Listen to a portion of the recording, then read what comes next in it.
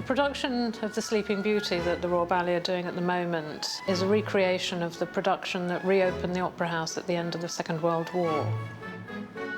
The aim is to create that atmosphere of that production of 1946.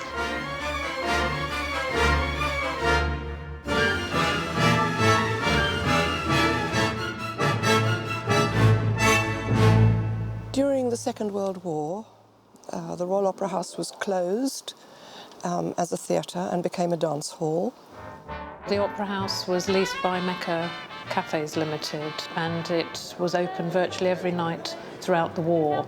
It was hugely popular. It was used by the troops on leave. After the war, the company was invited to be resident here in the Royal Opera House, and that's what came to the 1946 reopening and the first performance of The Sleeping Beauty. When Ninette de Valois was invited to bring her ballet company here, she decided to mount a new production of The Sleeping Beauty. It's the reawakening of the princess after her 100-year sleep, and it was the reawakening of the Opera House. It was also an important moment for the country, because obviously they'd just gone through the devastation of the war.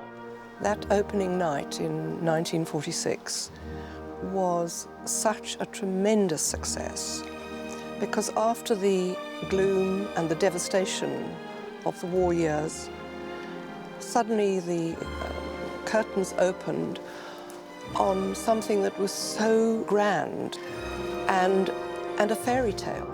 The audience was just captivated by the magnificence of it. The first night cast included Margot Fonteyn as Princess Aurora, partnered by Robert Helpmann as her prince, and Robert Helpmann also danced the role of Carabosse. The designs for the costumes and the scenery were by Oliver Messel. This was his first major work for the Royal Opera House, and he really rose to that challenge. It was his sense of colour and his opulence, but the opulence was made out of nearly nothing because everything was so short after the war that he used pipe cleaners, he used gold paper, anything he could get his hands on to fake, and in fact even used things like paper doilies to make the lace cuffs. It is a signature piece for the Royal Ballet, and it remains so. It's the way that we all measure our classical standards.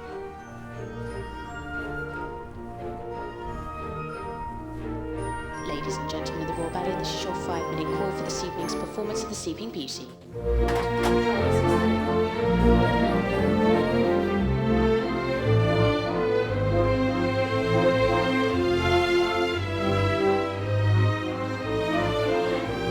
I would want anybody who's watching The Sleeping Beauty for the first time to be captivated by the fairy tale. It's very famous music. Even if no one knows ballet, perhaps they'd recognize The Sleeping Beauty. Whenever I hear the Garland dance, I know that very, very soon I'll be making my entrance. And it's inevitable that your heart starts to beat a little bit quicker as soon as you hear that. It's not just drama, but it's drama combined with pure dancing, and which is developing right from little by little into fireworks in the end.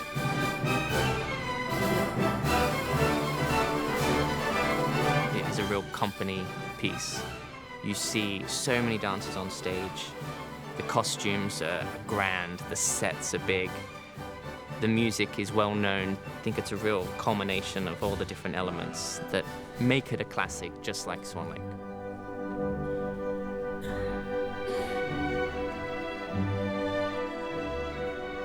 Preparation for the role and everything that comes with that, the makeup, the headdress and the costume really helps to get you into character and to feel as though you are the Lilac Fairy. Throughout the story of Sleeping Beauty, it really is good versus evil. So the Lilac Fairy brings, generosity and warmth, but also the strength and the power to overcome the evil Carabosse.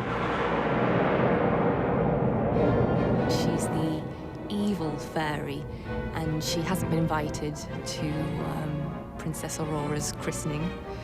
So she turns up in a rage with her rats and places the curse on Princess Aurora that she will grow older and prick her finger and die. She has that amazing music, that evil entrance, and that kind of music, almost like a theme tune. I've been coached and been working with Monica Mason, who played Carabosse herself. So I hope maybe with me taking everything that she's passed on to me, someday I might be able to pass it on to the next one. Sleeping Beauty is very classical, and because of its iconic status, it is a truly wonderful piece to be involved in, and everyone on the stage gets a real sense of achievement having performed it.